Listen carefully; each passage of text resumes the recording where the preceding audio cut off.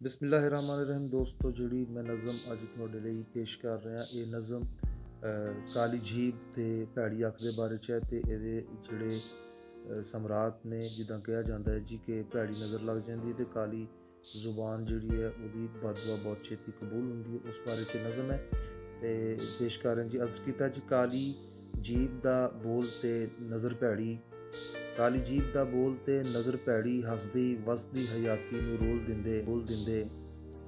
ਕਾਲੀ ਜੀਭ ਦਾ ਬੋਲ ਤੇ ਨਜ਼ਰ ਭੈੜੀ, ਹੱਸਦੀ ਵਸਦੀ ਹਯਾਤੀ ਨੂੰ ਰੋਲ ਦਿੰਦੇ। ਪਾ ਕੇ ਪਿਆਰ ਦਾ ਤੌਕ ਦਿੰਦੇ ਚਾੜ ਸੂਲੀ, ਪਾ ਕੇ ਪਿਆਰ ਦਾ ਤੌਕ ਦਿੰਦੇ ਚਾੜ ਸੂਲੀ। ਹੀਰੇ ਮਿੱਟੀ 'ਚ ਰੋਲ ਅਨਮੋਲ ਦਿੰਦੇ, ਹੀਰੇ ਮਿੱਟੀ 'ਚ ਰੋਲ ਅਨਮੋਲ ਦਿੰਦੇ। ਬੂਹੇ ਪਲਕਾਂ ਦੇ ਬੈਨ ਦਰਬਾਨ ਬਣ ਕੇ, ਬੂਹੇ ਪਲਕਾਂ ਦੇ ਬੈਨ ਦਰਬਾਨ ਬਣ ਕੇ, ਨੀਂਦ ਅੱਖਾਂ ਦੇ ਆਉਣ ਨਾ ਕੋਲ ਦਿੰਦੇ।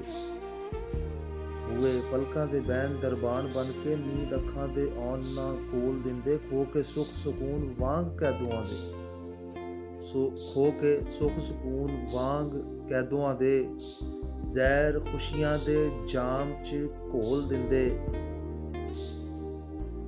ਖੋ ਕੇ ਸੁੱਖ ਸਕੂਨ ਵਾਂਗ ਕੈਦੂਆਂ ਦੇ ਜਾਮ, ਖੋ ਕੇ ਸੁੱਖ ਸਕੂਨ ਵਾਂਗ ਕੈਦੂਆਂ ਦੇ, ਜ਼ਹਿਰ ਖੁਸ਼ੀਆਂ ਦੇ ਜਾਮ 'ਚ ਘੋਲ ਦਿੰਦੇ।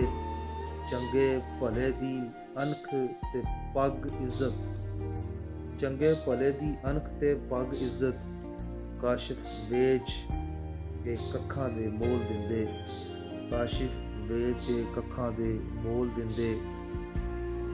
ਕਾਲੀ ਜੀਭ ਦਾ ਬੋਲ ਤੇ ਨਜ਼ਰ ਭੈੜੀ, ਹੱਸਦੀ ਵਸਦੀ ਹਯਾਤੀ ਨੂੰ ਰੋਲ ਦਿੰਦੇ। ਥੈਂਕ ਯੂ ਵੈਰੀ ਮਚ ਜੀ, ਬਹੁਤ ਸ਼ੁਕਰੀਆ।